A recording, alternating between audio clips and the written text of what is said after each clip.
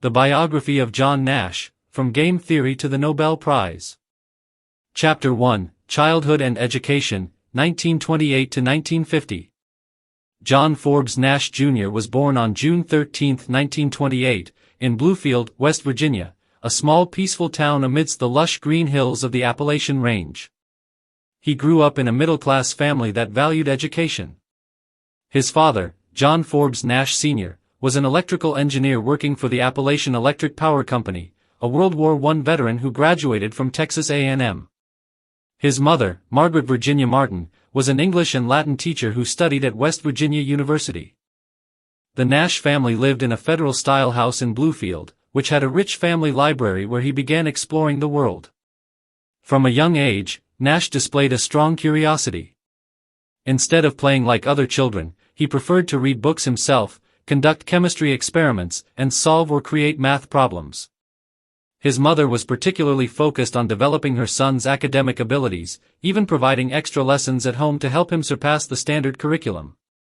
At public schools in Bluefield, Nash demonstrated exceptional mathematical talent. Teachers noted that he was reserved, eccentric, but extraordinarily intelligent. In his final year of high school, Nash took advanced mathematics courses at Bluefield College. One teacher wrote a letter of recommendation for Nash to the Carnegie Institute of Technology, stating, "Nash is a born mathematical genius." In 1945, thanks to the George Westinghouse Scholarship, Nash enrolled at the Carnegie Institute of Technology, now Carnegie Mellon University. Initially, he chose chemical engineering at his father's wish but quickly switched to physics and then mathematics, where he truly belonged, under the guidance of Professor John Leyden Singh. Singh soon recognized Nash's exceptional abilities and encouraged him to pursue pure mathematical research. In 1948, at the age of 20, Nash completed both his bachelor's and master's degrees in mathematics simultaneously, a rare achievement in Carnegie's history. During his studies, he became known for posing strange mathematical problems that only he could solve, showcasing an independent mind unbound by conventional academic frameworks. After graduation, Nash was invited to enroll at prestigious institutions such as Harvard, Princeton, Chicago, and Michigan. Although Harvard was considered the top choice, Nash felt unwelcome there and chose Princeton instead, closer to home, with an attractive scholarship and a leading mathematics department featuring luminaries like John von Neumann, Albert Tucker, and Harold Kuhn. There, he began researching game theory, a nascent but promising field. In 1950, at the age of 22, Nash successfully defended his doctoral thesis Non-Cooperative Games. Only 28 pages long, the thesis introduced the concept of the Nash Equilibrium, a breakthrough describing a stable state where no one has an incentive to unilaterally change their strategy. Although initially met with skepticism, this concept quickly proved its lasting impact in economics, biology, politics, and network technology. His time at Princeton was a major turning point in Nash's life. He frequently participated in mathematical seminars, engaging with the brightest minds, including John von Neumann, the pioneer of game theory. Although von Neumann initially did not highly regard Nash's thesis for not focusing on zero-sum games, over time, Nash's ideas affirmed their independence and profound practical value. Chapter 2, Academic Career and Contributions, 1950 to 1959.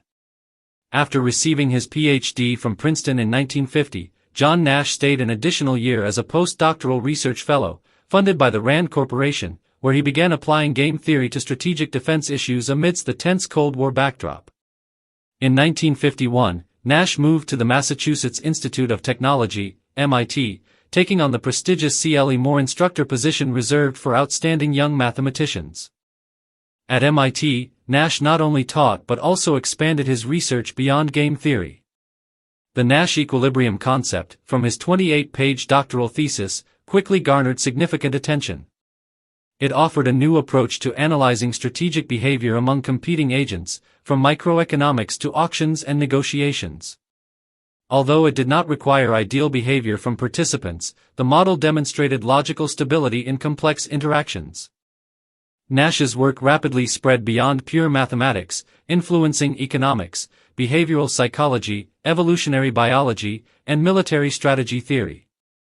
Papers such as Equilibrium Points in N-Person Games, 1950, and two-person cooperative games, 1953, laid the foundation for a new interdisciplinary science, modern game theory.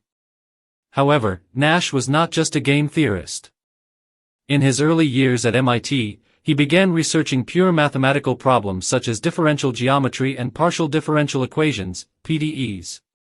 In 1956, he published the Nash embedding theorem, proving that every Riemannian manifold can be smoothly embedded into Euclidean space while preserving its geometric structure. This mathematical feat had a profound impact on theoretical physics, particularly in Einstein's general relativity. Another major contribution was the de Giorgi-Nash theorem. Concurrently with the Italian mathematician Ennio de Giorgi, Nash independently solved the problem of the regularity of weak solutions for second-order elliptic equations. This result was a turning point in modern analysis, laying the groundwork for many developments in physics and applied mathematics. From 1945 to 1996, Nash published only 23 scientific papers, but many of them became classics. Besides game theory, 1950A, 1950B, 1951, 1953, he also had important articles on function theory, 1952b, geometry, 1956, and PDEs, 1958. Although he published sparingly, the depth and influence of his writings demonstrated a rare stature in academia. A lesser-known detail is that in the early 1950s, Nash invented an encryption system with principles similar to modern public key cryptography. In a 1955 letter to the NSA, he described a security mechanism based on complex arithmetic, the foundation that RSA later successfully exploited. However, his proposal was rejected for lacking practical value. This encryption system was only declassified in 2011, showing that Nash was decades ahead of his time in cryptography. With these achievements, Nash was once considered a strong candidate for the Fields Medal, the highest honor for mathematicians under 40. However, by the late 1950s, he began showing abnormal behaviors, incoherent speech, writing letters to embassies, and believing in bizarre global conspiracies. In late 1959, he was diagnosed with paranoid schizophrenia, marking a cruel turning point in his life, where a genius began to confront the darkness within his own mind. Chapter 3, Personal Life and Mental Health, 1951 to 1980. John Nash's personal life was a tapestry woven with happiness and tragedy, genius and illness. In 1951, while teaching at MIT, Nash began a relationship with Eleanor Steer, a Jewish nurse from Boston. Eleanor was calm and caring, and her attention somewhat soothed Nash's eccentricities. They had a son, John David Steer, born in 1953. However, Nash did not marry Eleanor, and the relationship ended quickly. For many decades, he did not publicly acknowledge John David as his son, a fact that deeply hurt the boy. It wasn't until the 1990s that Nash reconnected with his son more openly. A new chapter opened in 1955 when Nash met Alicia Lard Lopez Harrison, a physics student from El Salvador at MIT. Alicia was not only beautiful but also intelligent and strong-willed. Nash was quickly drawn to her sharpness. They married in 1957 in Boston, giving him hope for a stable family and intellectual companionship. In 1959, their son, John Charles Martin Nash, was born. But that same year, tragedy struck. Nash began showing symptoms of paranoid schizophrenia. He exhibited strange behaviors, believing he was on a mission from supernatural forces, claiming to be recruited by alien emissaries or the United Nations. He sent letters to embassies, signing them as the Prince of Peace, convinced he would be chosen as the Pope or win a Nobel Prize for his great discoveries. Nash's condition worsened, making him unable to teach at MIT, and he had to take unpaid leave. In 1959, he was first hospitalized at McLean Hospital, undergoing insulin shock therapy and first-generation antipsychotics. From 1960 to the mid-1970s, he went through multiple hospitalizations. He completely lost his ability to research, often wandering around Princeton's campus, speaking incoherently, and drawing incomprehensible symbols on whiteboards. Nonetheless, the Princeton community quietly supported him, allowing him to use an office and the library as a gesture of respect for his genius. His family life also fell into crisis. Alicia, though loving her husband, could not bear the psychological pressure and the burden of raising their child alone. In 1963, they divorced. But she did not abandon Nash. From 1970, she let him stay at her home, quietly caring for him during his unstable years. Alicia's love and patience became the only thread connecting Nash to the outside world during his darkest times. In the late 1970s, a miracle began. Nash gradually recovered without medication. He learned to recognize and control his hallucinations through reason, a rare form of self-psychotherapy. He once shared that he learned to think without letting reason be deceived.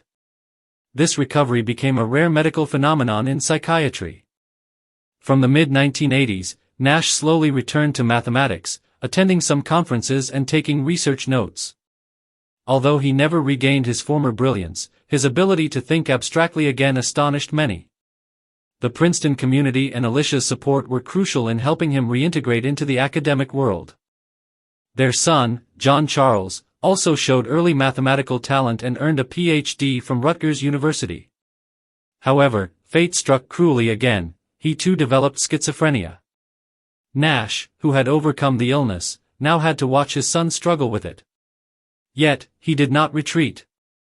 Nash always stood by his son, encouraging him to hope, just as he had fought to reclaim light from darkness. Chapter 4, Recognition and Awards, 1978 to 2015. Despite being cast into darkness by illness for over 2 decades, Nash's scientific contributions were never forgotten. The academic community, especially economists and mathematicians, continued to recognize him as one of the 20th century's most brilliant minds.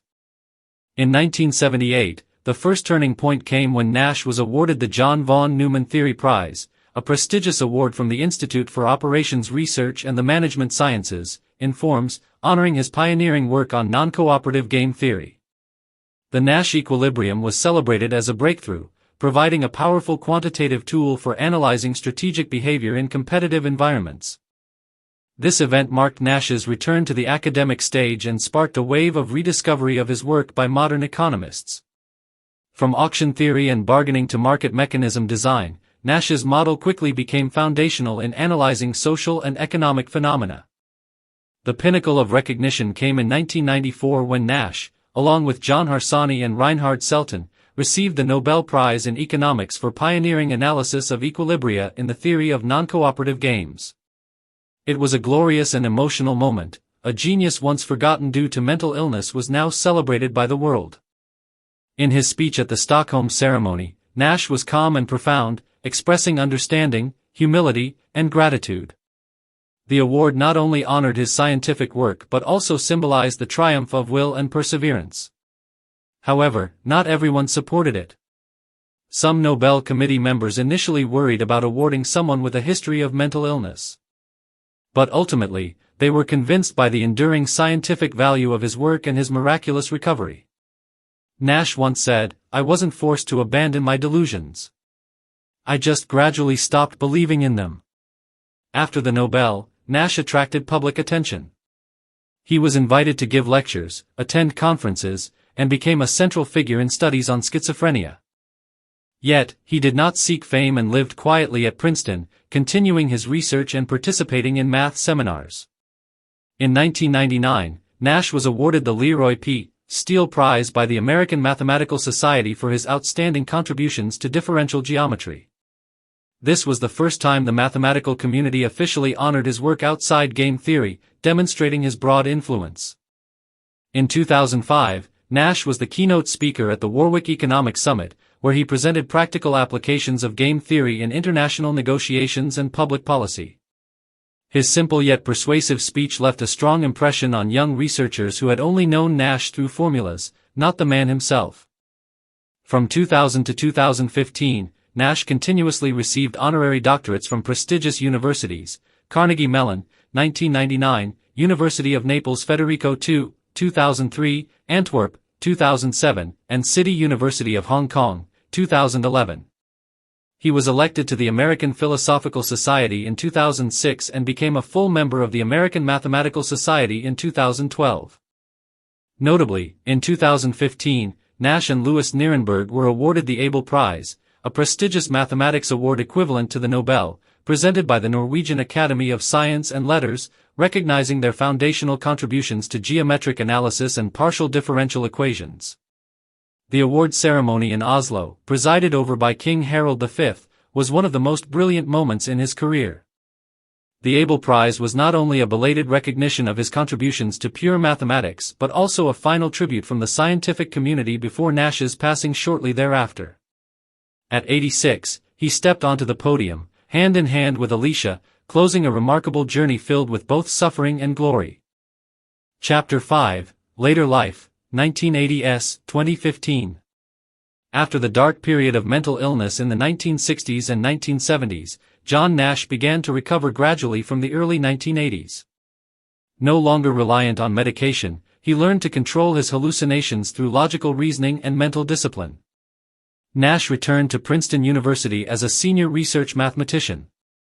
Although he did not teach formally, he was often seen at the mathematics department, quietly contemplating by the blackboard or engaging in academic discussions.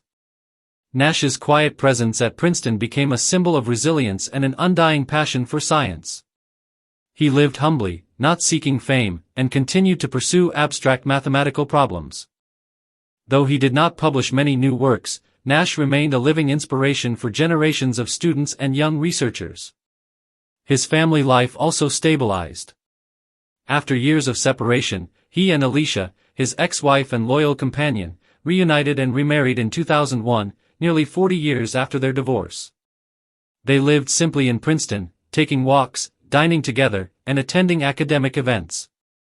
Despite the painful ordeals they had endured, Alicia remained Nash's steadfast emotional support throughout his life.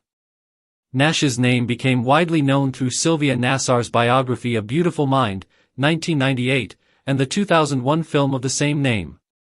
The film's success brought his life story to millions worldwide, sparking waves of empathy and deeper awareness of mental illness in the scientific community. On May 23, 2015, while returning from the Abel Prize ceremony in Norway, Nash and Alicia died in a car accident in New Jersey. Their sudden departure left a profound sense of loss in the international scientific community, closing an extraordinary life marked by deep lows but also radiant with resilience, intellect, and love. Chapter 6, Contributions and Legacy. John Forbes Nash Jr.'s scientific legacy extends far beyond his mathematical theorems or famous concepts, permeating economics, sociology, public policy, evolutionary game theory, and artificial intelligence. Despite his career being interrupted by mental illness, Nash left an indelible mark, transforming the foundations of modern thought. His most important work, the Nash Equilibrium, has become a cornerstone in microeconomics and game theory. From negotiations, auctions, and corporate strategies to political conflicts and biological models, every competitive field can apply this concept to analyze strategic behavior. This was a major turning point, bringing abstract mathematics into practical applications. Beyond game theory, Nash's pure mathematical works also had lasting influence. The Nash embedding theorem opened new directions in differential geometry and theoretical physics, showing that every Riemannian manifold can be smoothly embedded into Euclidean space, a feat once thought impossible. This discovery directly impacted models of spacetime in Einstein's general relativity. Additionally, the de Giorgi-Nash theorem, an independent work with Ennio de Giorgi, solved the problem of regularity for weak solutions in partial differential equations, a cornerstone of modern analysis. Though he published only 23 scientific papers, Nash is regarded as one of the greatest mathematicians of the 20th century. Each of his works has exceptional depth, and many of the problems he posed continue to be studied today. Beyond his formal works, Nash pursued unique but unfinished ideas. In his later years, he devoted himself to the theory of ideal money, critiquing current monetary policies. He believed that an ideal global monetary system, free from inflationary adjustments, could promote more stable economic behavior. Though not fully developed into a complete model and not widely accepted by mainstream economists. Additionally, Nash left behind many unpublished manuscripts on formal logic, number theory, and cryptography, now stored at Princeton. Notably, his 1955 letter to the NSA proposed an asymmetric encryption system similar in principle to the later RSA algorithm. Though rejected at the time for lacking practical application, this proposal demonstrated Nash's visionary foresight. More than just a brilliant mathematician, Nash left a profound spiritual legacy. His journey of overcoming mental illness to return to academia and receive prestigious awards has inspired millions. He showed that genius and vulnerability are not mutually exclusive, that even in darkness, resilience and love can guide one back to the light. Nash's story does not end with award ceremonies or his final accident. It lives on in lecture halls, books, films, and in the belief that every person, no matter how fragile, can still create ideas that change the world. His works, his unfinished writings, and especially his unyielding spirit in the face of fate, are the eternal legacy John Forbes Nash Jr. bestowed upon humanity.